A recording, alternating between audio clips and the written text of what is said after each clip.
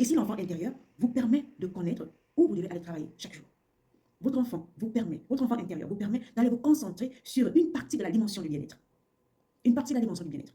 Donc ici, le but, c'est de pouvoir dépasser ces traumas, hein? C'est de pouvoir se reconnecter avec ton toit authentique. Pas celui de tes parents, pas celui des gens qui t'ont blessé, hein? Pas la personnalité des gens qui t'ont blessé, non, mais ton toit unique.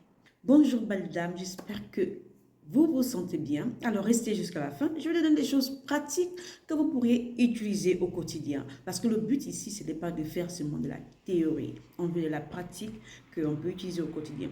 Alors aujourd'hui, nous allons parler de l'enfant intérieur. Pourquoi l'enfant intérieur? Lorsqu'on se concentre à notre bien-être en tant que femme, on se concentre sur notre beauté, hein, on nous met souvent plus sur les produits et toutes ces choses. Mais vous savez, un cœur blessé, une personne qui n'est pas guérie, vous pouvez mettre tous les produits que vous voulez, ça n'aura pas de l'impact sur votre peau. Parce que vous voyez toujours ces personnes qui sont à l'aise avec elles-mêmes, elles rayonnent. Même sans mettre un produit, elles rayonnent. Donc, lorsque vous vous concentrez sur votre enfant intérieur, mais c'est quoi d'abord le concept de l'enfant intérieur? L'enfant intérieur, c'est cette partie de nous, notre partie émotionnelle, notre partie authentique, qui nous sommes. Hein? C'est notre qui transporte au fait ce bagage-là, le bagage de nos expériences de l'enfance. Le but ici, c'est de comprendre que cette partie de nous-là, l'enfant intérieur, a des désirs non insatisfaits, a des peurs, a des traumas légués par les parents de génération en génération. Donc, c'est à nous d'aller chercher à comprendre comment on fonctionne. Des fois, nous ne nous rendons même pas compte qu'on fonctionne d'une certaine manière. Donc, lorsque vous vous intéressez à votre bien-être, lorsque vous vous intéressez, même avant d'aller construire une famille, parce que des fois, ça aura un impact dans votre famille, dans la famille que vous auriez envie d'aller créer. Donc, ici, c'est de pouvoir être conscient de ce que nous sommes, c'est-à-dire à l'intérieur de vous, c'est-à-dire les blessures. Est-ce que vous voulez rester avec ces blessures? Exemple, moi qui suis une femme, est-ce que je vais transmettre ces blessures, ces désirs non insatisfaits à ma fille? Non, en fait. S'il y a eu des traumas dans le passé qui étaient vraiment très, très brutaux, hein, moi j'ai envie de couper ça. J'ai pas envie de transmettre ça à ma fille. J'ai pas envie de transmettre à ma fille certaines peurs. Non, en fait. Je veux qu'elle rayonne, qu'elle soit authentique avec elle-même, qu'elle fasse des choses qui lui viennent de soi, qui lui vient de son fort intérieur, en fait. Donc, c'est ça. Donc, le but ici, dans les dimensions, on a parlé des dimensions du bien-être dans notre vidéo. Vous pouvez aller voir. Ici, l'enfant intérieur vous permet de connaître où vous devez aller travailler chaque jour. Votre enfant intérieur vous permet d'aller vous concentrer sur une partie de la dimension du bien-être. Une partie de la dimension du bien-être. Donc, ici, le but, c'est de pouvoir dépasser ces traumas. Hein? C'est de pouvoir se reconnecter avec ton toit authentique. Pas celui de tes parents, pas celui des gens qui t'ont blessé, hein? Pas la personnalité des gens qui t'ont blessé, non, mais ton toit unique. Alors, aujourd'hui, j'ai mes notes avec moi. Aujourd'hui, comment on peut mettre ce concept-là, parce que c'est un concept aussi, comment on peut le mettre en pratique au quotidien. Ici, la première chose que je vais te demander d'aller faire, si tu es une femme, belle dame, hein, comme j'aime toujours appeler belle dame, parce que oui, tu es une belle dame. Alors, la première chose ici, que tu peux mettre en pratique, c'est de prendre conscience de ça. Prendre conscience chaque jour, chaque instant de tes émotions, de ton comportement, comment tu te comportes, comment tu te comportes quand quelqu'un te blesse, quand quelqu'un te donne moins ou pas, ou te donne de plus, comment tu te comportes. Quel effet ça a sur ta vie à l'instant T, là maintenant. Quel effet ça a sur toi. Donc, tu dois comprendre tes réactions. Ne laisse pas les gens manager tes émotions. Là encore, on pourra parler de l'intelligence émotionnelle. Ça viendra après. Ici, tu dois comprendre comment les gens jouent avec tes émotions. Tu dois comprendre qu'est-ce qui te fait réagir. Pourquoi c'est cette partie, ce mot qui te fait réagir. Donc, tu dois comprendre un peu toutes ces choses. Hein? Et des fois, pourquoi tu es triste, subitement, pourquoi tu es triste. Pourquoi est-ce que tu comprends ton énergie? Est-ce que tu comprends ce que tu émets aux gens? Hein? Tu dois comprendre toutes ces choses. Oh, tu as des blessures, les blessures de rejet, les blessures d'abandon, les blessures d'humiliation, toutes ces choses. Donc, tu dois comprendre toutes ces choses pour pouvoir être en connexion avec ton enfant intérieur qui est en toi authentique. C'est ça le bien-être. Ici, la deuxième chose que tu peux mettre en pratique ici, c'est de te parler. Des fois, on dit que se parler à soi-même, ce sont des fous. Non. Parle-toi à toi-même. Parle-toi. Tu n'as pas besoin d'heures, tu n'as pas besoin d'un moment ou non. Parle-toi. Tu dois être la première personne, tu dois être ta meilleure amie dans toute situation. Peu importe, même si tu as fait un choix qui n'est pas en concordance avec toi, tu dois te parler et t'écouter. Parce que je t'assure, deux fois, que les réponses, elles viennent au fond de toi. Tu dois te parler et t'écouter.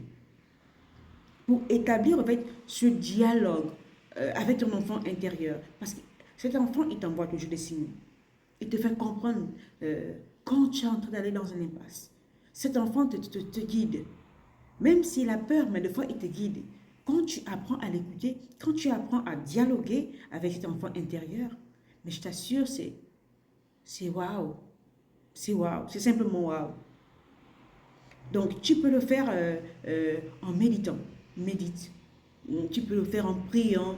Tu peux le faire même avant de dormir. Parle. Même avant de dormir, quand tu te réveilles, parle-toi.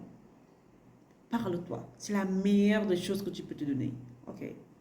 Ici, la troisième chose que tu peux mettre en pratique ici, c'est l'autocompassion.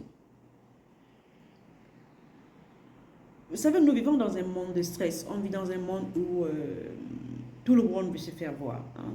Tout le monde nous montre leur choix. Hein. Tout le monde nous montre les moments d'abondance. Chacun de nous a son moment, a son printemps. Chacun de nous a son printemps. Et tu dois connaître le tien. C'est vrai que la vie devient de plus en plus difficile. Hein. Les gens fuient un peu la douleur. Même si la douleur, des fois, c'est pour te faire comprendre certaines choses. Mais tu dois avoir cette autocompassion par rapport à toi. Tu dois arrêter un peu d'autocritiquer. Tu dois des fois être un peu, arrêter d'être trop dur avec toi. Il y a des fois des gens qui sont durs. Moi, je parle parce que je m'inclus à l'intérieur. Donc, arrêtez d'être dur avec soi-même. Arrêtez. Dis-toi que si là maintenant, tu as un enfant et cet enfant a commis une bêtise, comment tu vas te comporter avec cet enfant? Si tu es un enfant physiquement là, que c'est ton enfant, comment tu vas te comporter avec ton enfant? Ou si tu as un enfant qui a été agressé à l'extérieur, parce que le stress, ça vient de l'extérieur, et c'est toi qui l'acceptes. Qui a été agressé à l'extérieur, comment tu vas te comporter avec cet enfant? Tiens, donne la réponse. Donne-moi la réponse. Donne-moi la réponse alors. Donc, soyez gentil avec vous-même. Soyez un peu douce avec vous-même. Mais en fait, ce qui est bizarre, c'est que des fois, vous êtes douce avec les autres, mais avec vous, c'est non. C'est non. Donnez-vous de l'amour. Donnez-vous de l'amour. Si on ne vous donne pas de l'amour à l'extérieur, mais donnez-vous de l'amour. C'est ça, avec l'enfant intérieur. Ça te permet aussi d'aller comprendre ces choses. Pourquoi je manque d'amour? Pourquoi je manque de douceur avec moi-même? Donnez-vous de la douceur. Donnez-vous du chocolat. Ok? Alors, ici, la quatrième pratique, la quatrième chose qu'on peut mettre en pratique, c'est de créer votre... c'est d'avoir exprimé sa créativité. Faites des activités créatives, faites des choses, chantez, jouez de la guitare, du piano, faites quelque chose que vous aimez, faites de la peinture, quelque chose qui vous apporte ce renouveau, cette créativité-là. Hein? Ça va vous nourrir, ça va nourrir l'enfant intérieur parce que c'est une manière à l'enfant intérieur de s'exprimer. De s'exprimer. Donc, exprime-toi de manière créative. Parce que ça te nourrit. Et ça nourrit l'enfant intérieur. Ok? Donc, ici, pour guérir ici, la cinquième chose que je peux donner, c'est pour guérir ici euh, les blessures émotionnelles, c'est de reconnaître ces blessures. C'est de reconnaître qu'on a subi certaines choses. C'est de reconnaître qu'on a fait certains choix. Parce que ça ne sert à rien de ruminer. Ruminer, oh, il ne fallait pas que je fasse ce choix. Oh, pourquoi je l'ai fait? Ma chère, tu l'as fait. Tu l'as fait. Et c'est ainsi. La seule chose que tu peux faire dans le momentum, la seule chose, c'est d'accepter et de voir comment, le comment tu peux le changer, le comment tu peux l'améliorer. Ça dépend de ce que tu es en train de traverser en ce moment, je ne sais pas.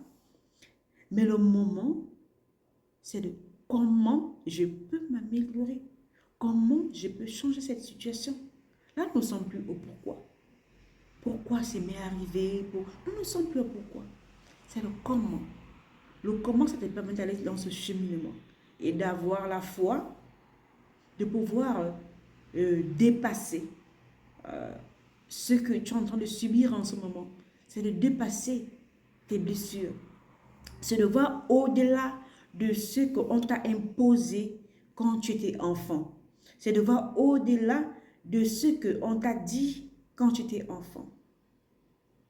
C'est de voir au-delà de tes expériences quand tu n'avais pas de pouvoir. Parce que là, maintenant, tu as de pouvoir. Et l'enfant intérieur te permet de comprendre ces choses pour que tu t'améliores. Pour que tu t'améliores. Pour que tu deviennes la personne que tu veux être. Que toi, tu décides d'être. Que toi, tu décides d'être. Là maintenant, dans le momentum.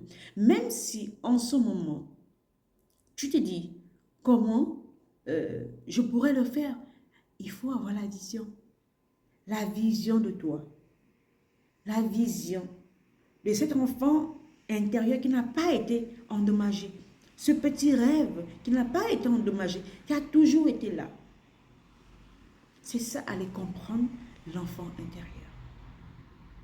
Comprendre ce qui est au fond de toi. Donc, ici, dans la sixième partie, pour mettre en pratique, c'est de créer cet espace de sécurité. Créer ton cocon. Créer cette partie-là, cet espace-là qui va t'apporter cette sécurité que tu recherches. Mais la première sécurité, parce que c'est la sécurité, c'est quand même un concept qui me touche beaucoup. La première sécurité que tu peux avoir, c'est à l'intérieur de toi. La première sécurité que tu peux avoir, c'est à l'intérieur de toi. Parce que tu peux tout perdre. Tu peux perdre ta maison, tu peux perdre tes enfants, tu peux perdre tes biens, tu peux tout perdre. Mais la sécurité que tu as à l'intérieur de toi te permet de voir au-delà de certaines choses. Là, on ne va pas trop rentrer dans le spirituel. C'est de voir au-delà de certaines choses. C'est de te concentrer sur toi, d'accaparer toute l'énergie sur toi. Parce que cette énergie va te nourrir dans les moments de foi que tu vas traverser. Donc, apporte-toi d'abord la sécurité interne. Et ensuite, tu auras celle externe. Tu auras celle externe. Donc, ici, la septième chose qu'on peut mettre en pratique, c'est d'avoir d'affirmer ses besoins, c'est de connaître ses besoins. Donc, quand tu connais toutes ces choses qu'on a citées en pratique, c'est que tu dois connaître tes besoins. Tu as besoin de quoi? Un besoin émotionnel, un besoin physique, mais sans se culpabiliser. Et tu écris, tu fais comment? Tu écris tes besoins. Les besoins, elles sont personnels. Quand tu écris tes besoins, peu importe qui tu vas rencontrer, est-ce que cette personne entre dans mes besoins? Ce n'est pas des choses à discuter. C'est indiscutable. Parce que chaque personne ne réagit pas à la même manière à son enfant intérieur. Chaque personne est différente et tu dois le comprendre dès maintenant. Chaque personne a ses besoins.